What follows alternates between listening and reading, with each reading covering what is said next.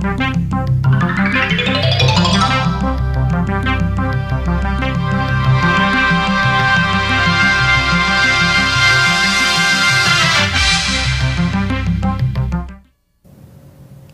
there, welcome to Speaking of Business. I'm your host, Nancy Boyle, and today we're going to be talking about the business side of nonprofit organizations.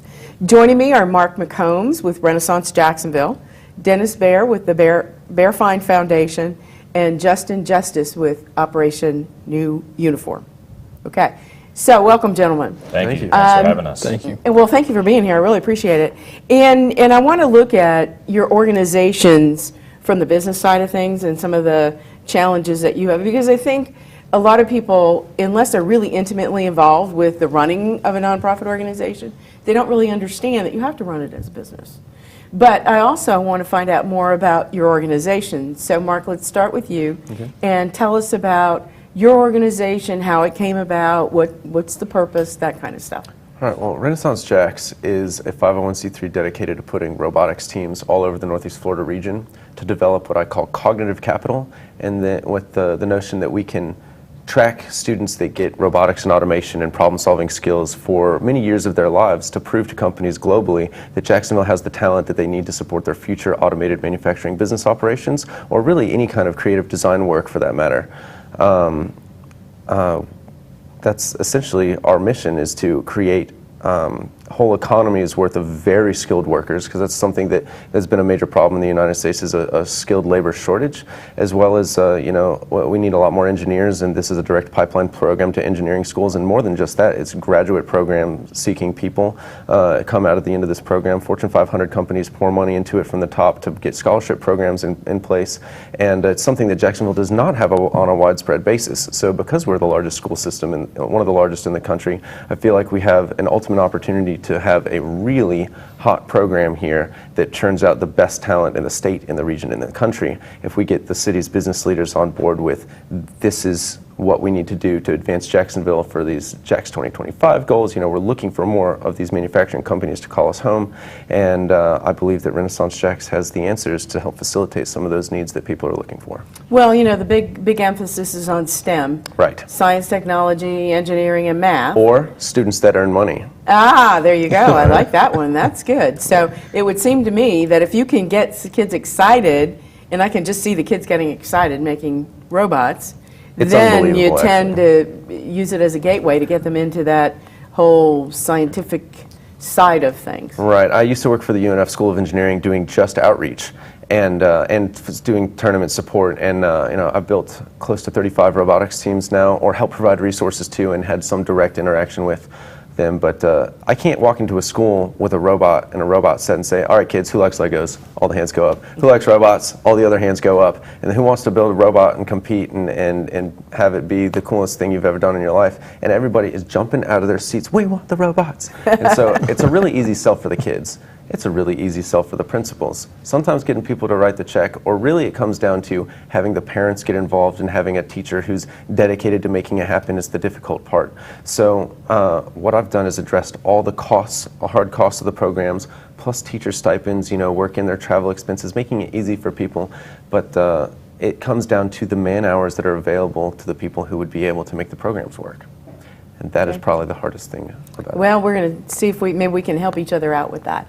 Dennis, tell us about Baer Fine, because it's still children, but it's a whole different organization. Yes, we find missing kids. I'm an ex-minor league pitcher with the Chicago Cubs, and I came up with the idea while I was playing.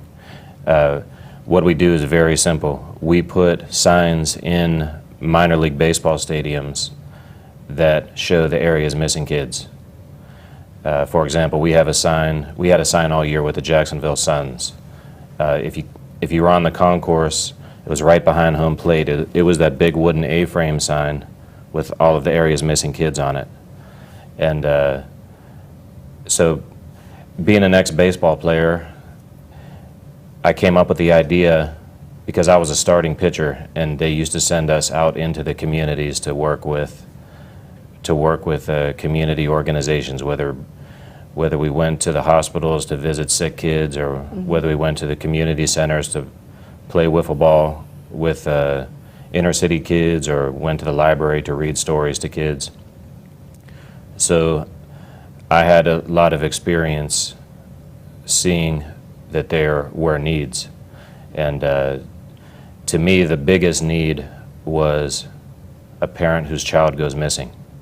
They need help, in my opinion, more than any other person on earth needs help, because they can't find their kid and their kid isn't home. So being in the stadiums all those years, I saw how many companies advertised using sports marketing, and how everybody at the stadium was, first of all, there were thousands of people at the stadium, and everybody there was excited, everybody there was having a good time, and they were seeing their sports team that is trying to rise to a challenge, or the guys on the field are trying to overcome adversity, or, you know, that's the game, that's sports, it's what we're about. So I just thought, in baseball, the object of the game is to get them home. You have a guy out there, you got to get him home. And when you're looking for missing kids, the object of the game is the same. They're out there, we got to get them home. And so the name of my project, I called it Bring Home 100. And so we're the first ever, to my knowledge, to set a goal that we're going to raise awareness for missing kids until 100 that we feature have been found and brought home. Because in baseball, 100 RB, if you get a run batted in, then you're a star. And if a player gets 100 runs batted in, then he's seen as the leader and the star and the guy who gets the job done for the team. And so we call our project Bring Home 100. So this year we had concourse signs in every team in the Southern League, which is the league that the Jacksonville Suns are in. And we have signs in every stadium in the Florida State League. So that makes 14 stadiums in the state of Florida. And I know the Southern League alone drew 2.4 million fans this year. So that's how many views we got on our signs. And so in each city, the Southern League goes to Tennessee, Alabama, Mississippi, and Florida. So I call the National Center for Missing and Exploited Children, and I say, these are the cities where I have signs going out in, and I can fit 4 missing child profiles on each sign. And so they go to their case managers and find the most relevant kids to feature in those cities. And they send them to us, and we design the signs, and we construct the signs, and we ship them out to the cities. So minor league baseball, people don't realize, especially people who live in major league cities, that each of the 30 big league teams has about 5 or 6 minor league affiliates in cities big and small, 160 American cities. And every summer they draw over 40 million fans a year. That's more fans than the NBA and the NFL combined, because of the number of cities and the number of games. So our goal for the 2015 season is to have a sign in every stadium throughout minor league baseball, and just like that, we'll reach over 40 million views on signs that profile missing kids from 160 American cities. And in one summer, you know, next summer we'll revolutionize the search for missing kids in the United States. Well, I thought there was something interesting that I read on your website about, you know, and this young kid that I guess it was Baker County recently. He had wandered off. He's an autistic child, and they found him a couple of days later in the woods. It could have been a really bad situation, but the child was found. But on your website, it kind of talks about, well, when it first happens, it's in the news and everybody's aware of it, and then over time, you know, we go on to the next thing. And so, like you said, you've got it in all of these minor league baseball stadiums. And did I see something that the Pittsburgh Steelers or something somehow involved now? Yes, that's where I'm from. I'm born and raised in Pittsburgh, and Okay. we actually have a sign up in Heinz Field. We've had this sign up for the last 3 years with the Pittsburgh Steelers, mostly because our vice president is Rocky Bleier, who is a legendary war hero and Super Bowl winning running back for the Steelers. on their great teams in the 70s. Well, And, but I think it's interesting because, I mean, you're right. Any sports figure is going to have kids coming up to them and getting autographs and things of that nature. So they're the perfect folks. And if you keep that picture in front of them, then maybe a year down the road you happen to see this kid, you can bring them home. And you've had some successes, right? Yes, so far over the last few years, 25 of the kids that we featured in stadiums have been found and brought home. So we're moving closer toward our goal. 6 kids came off the signs in the Florida State League and Southern League this year. Oh, that's great. And so you're exactly right. The signs that we have in the stadiums are very colorful and they're very attractive. They're striking. When people walk by, they stop and look, and then they're like, whoa, what am I looking at? Like, this is something I need to come closer and see. And what you said, you hit the nail on the head with kids. Kids look at signs. Kids look at other kids, and they notice them. I'm a grown man. Even though I coach baseball, I coach the young guys here in Jacksonville. When I look at a group of kids, to me, that's just a group of kids. They all look the same to me. But it's kids that can really have that sharp eye and say, you know what? This kid that I see on this photo, I think I saw them at the playground last week. They were sitting by themselves. Or this looks like the new kid in school.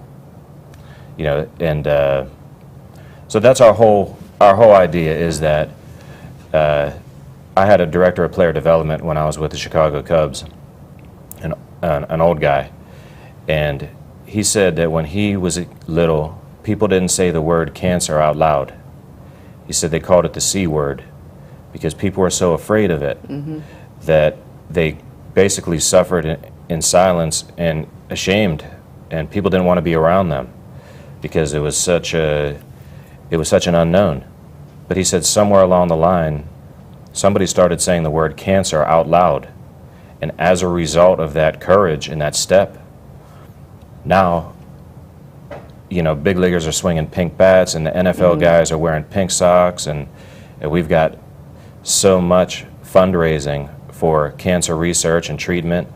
And today, you can't imagine somebody saying the C word because be like, hey, say it out loud. Now it's something to, you're in a fight now. Now you're a fighter, and other people are joining the fight with you. And this is a challenge that we're going to meet. And he said to me that this is the final frontier of a challenge to face and rise to, because he was a father of 2, and he said if you made me choose between would I rather have cancer or have one of my sons go missing, he said as a father I would say I would give me cancer, but don't take one of my kids. There are many families that lock their door at night and go to bed, and their kid is somewhere on the other side of that door. And the kids are here. They're fighting for themselves. They're fighting for their own survival and their own quality of life, no matter what their circumstance. And so we have to be Americans. We have to say these people need help. These families need help. These kids themselves are sports fans. And, they want to play baseball. They want to be kids. And so that's our whole, that's what we represent, is we're going to see it as a challenge to rise to. We're not going to make our decision out of fear and turn away and ignore it and hope it doesn't happen to us. Because these kids are here. They're in our midst. Gina DeJesus and Amanda Berry and Michelle Knight in Cleveland last summer proved that. These kids are here. They need to be found. They need to know that people are looking for them. And so I've just figured what better way to get the profiles of these kids out than by using sports marketing. Because it's the most effective. Well, thank you very much. Justin, we didn't forget you. No, that's quite all right. And we're going to flip the switch a whole different way. Sure. So tell us about Operation New Uniform. Yeah, absolutely. Nancy, well, first, thank you for giving me the opportunity to share our mission. Operation New Uniform is a veteran-focused nonprofit organization committed to the success of the veterans we serve. Many veterans leave the military and they're frustrated by their employment opportunities. They're worried about starting a new career in a business culture and community that maybe they don't understand, and they simply just don't have the tools necessary to make that transition. Through training and development, mentoring and coaching, we prepare our veterans for professional success, and we help them with that transition and help to find the opportunities they deserve. So now, are you doing training? Are you doing providing? It's new uniform. I'm guessing you're providing them with a suit or a dress, or the appropriate clothing to go off into the workplace. Yeah, we primarily focus. I mean, there's many resources that our veterans receive, but we focus on training. Okay. Really, three things, and we're based on the Sandler training principles, Okay. which is behaviors, attitudes, and techniques. Okay. So we come in and we focus on attitude first.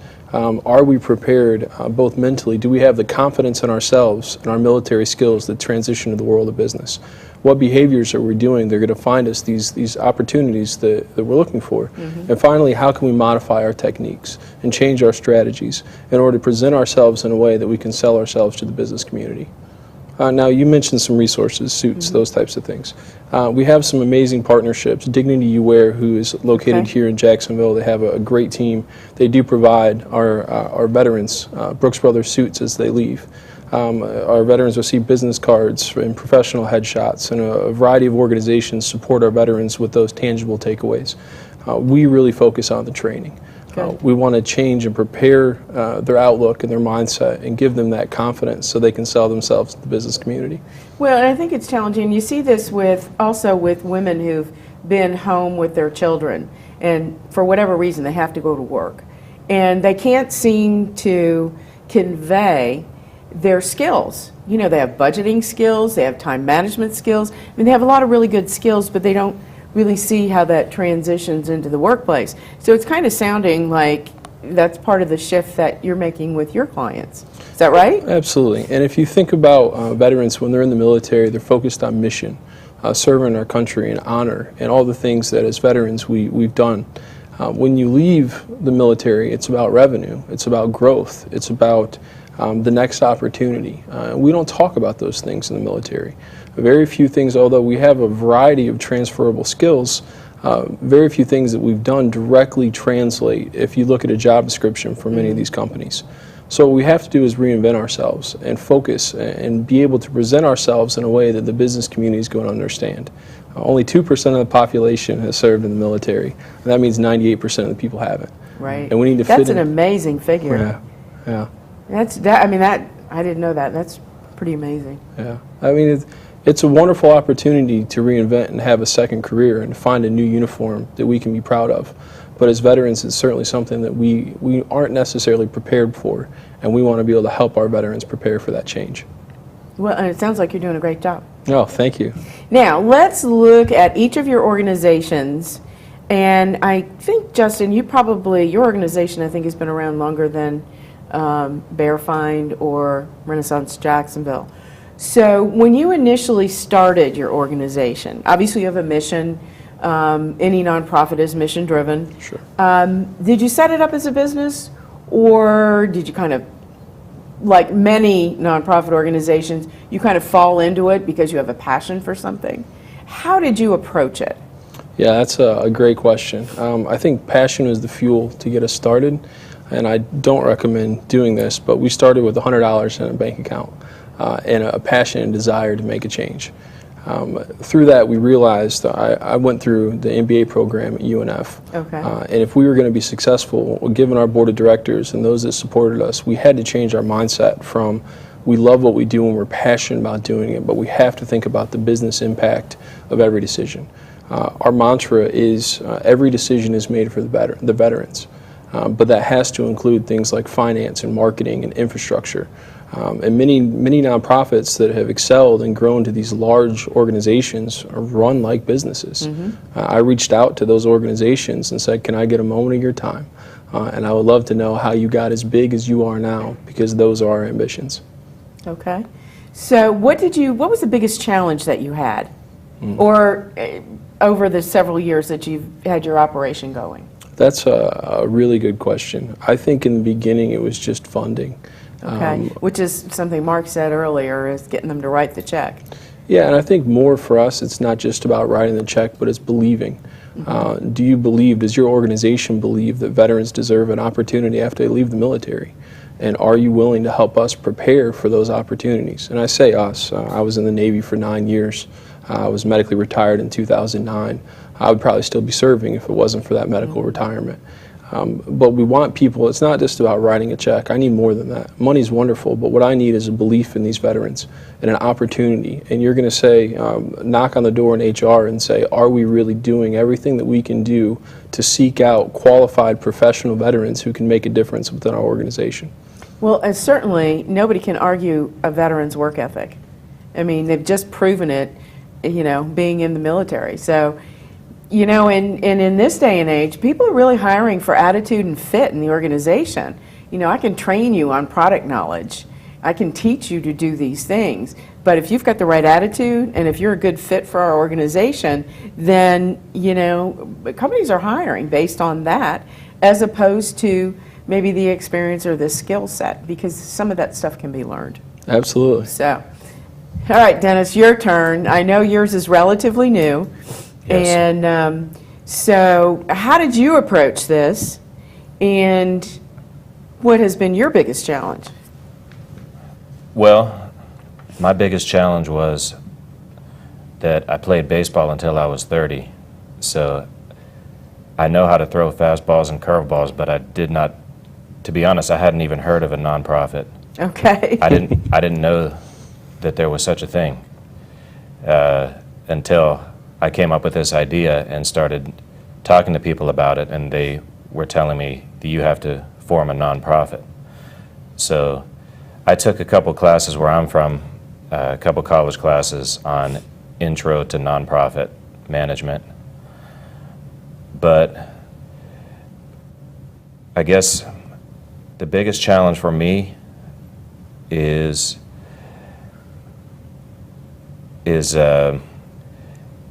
I just feel like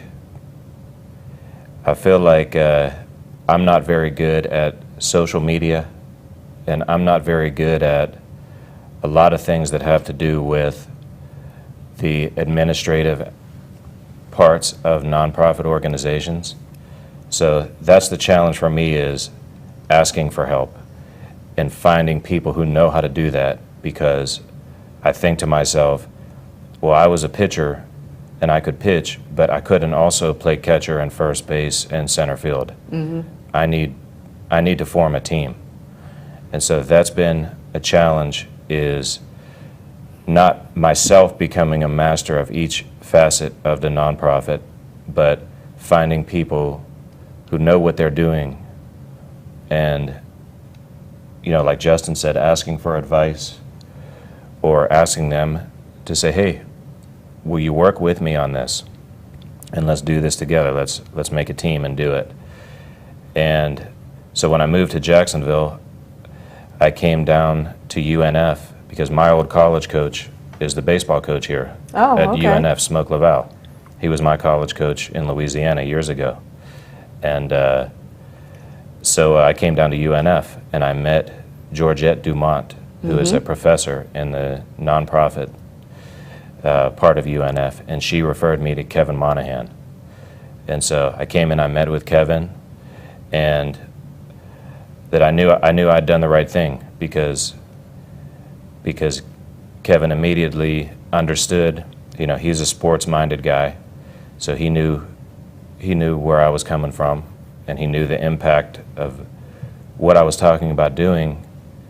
He was, you know, he saw that, yes, this is a project that needs to happen, and let's make it happen. So I met with Kevin 3 times now, and each time I meet, he's got more ideas, he's got more people that he's bringing into the meetings. And so that's what I find myself doing now, is not necessarily learning it myself, although I can learn it, but I know I'm not a master of it, but finding other people to make a team to get this done. And, you know, so far so good. I mean, you know, I've been blessed with many good people to join with me since I've moved here to Jacksonville. I've only been here for about 3 months. Well, and I think Justin probably would echo that because you've put together a pretty good team to get your organization going. And I think Mark's organization is still younger yet. Didn't you say it's almost just a year? Just over a year old. The Okay. idea is about 3 years old, but we've been organized for just over one. So what has been the challenge for you? I know you talked about getting people to write a check, and writing a check, funding your organizations, obviously is crucial for all three of you. And I know, Dennis, you've got a fundraising event coming up in the near future. Maybe we'll get to that in a minute. But what's been your challenge? Because you're taking a little bit different focus, and I'm sure that there are grant opportunities for all of you, but especially for the whole STEM concept stuff.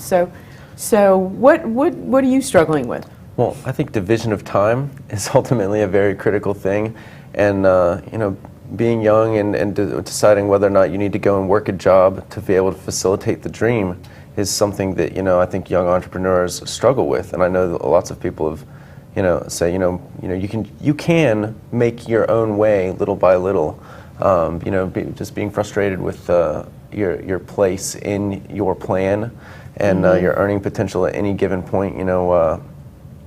Setting up a robotics manufacturing shop to facilitate the growth of a nonprofit, you might not see the direct correlation, but for me, they've been working together up until, if you have any personal mishaps, like I had a car go down, you have to replace the car, that eats into 3 months of your budget, even living on a shoestring. Right. And, any small number of things could be the downfall of you on any given day if you don't have that funding source in place. And it's not just about having somebody stroke you a check to cover the bills. It's like, again, convincing people to believe in your mission is what's most important, and people do believe in the mission. They see the school systems failing the kids, and especially with the underserved schools, the opportunities exist significantly more for them, which is where a lot of people want to see the support given, and just getting people to write a check. We really need more people to be personally invested in making sure that the program works all together. Well, and that sounds similar to what Dennis was just saying about finding the right people. John Gordon talks about the energy bus and getting the right people on the bus to be able to facilitate that. Clearly, somebody who's got expertise in social media is an area that you're looking for. The same with me as well. Yeah. So, it sounds like, and now I know you've been around a little bit longer, so you probably have some of these things in place. It's finding the right people and then getting the team together, and certainly the funding is the biggest challenge. So if you had $100,000 and you only have 1 minute to answer this, 30 seconds to answer this question. I'm going to go to you, Justin. If you had $100,000, if I wrote you a check for $100,000 today, what would you do with it? I would hire veterans to continue to build the infrastructure for my team. One of our biggest needs is a director of one of our programs. I want to bring a veteran in, train them up to help other veterans. And that would be the first step. And I think building more infrastructure through building our team would be the most important part of that $100,000 commitment. And by the way, you can make that payable to Operation New Uniform if you'd like to. If I had $100,000, Dennis, $100,000 in 30 seconds.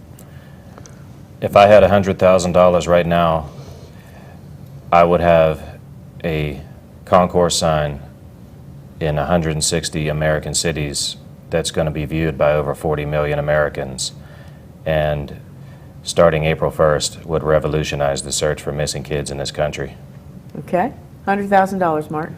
Well, aside from purchasing robotics kits for most schools in the entire Northeast Florida region and implementing the teacher training necessary to get all of them involved at a level that commands success for the students, I would have an extremely well thought out video and marketing campaign that sells the reasons why the kids want to be involved in these STEM programs, because the opportunities that they have at the end of that journey, or even there is no end to the journey. The journey is what is critical for the growth and the future success of our country with these programs, and so it's the campaign to get everybody to believe in the mission, to believe in the continual improvement of the society that comes as a result of growing these engineers. That is what I would do with the money. Okay. Well, you guys have great organizations. I wish you much success. Unfortunately, we're out of time, so I want to thank you for being here. Thank you in the audience, and remember, it's Operation New Uniform. the Bear Find Foundation, Renaissance Jacksonville. Support them in all ways. And come back next time and we'll be speaking of business. Bye now.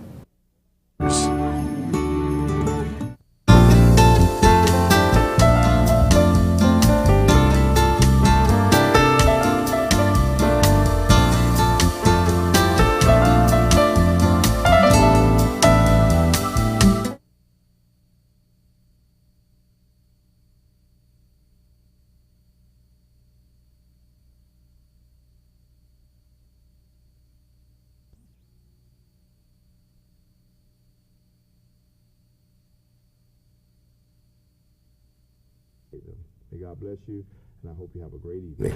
Good night.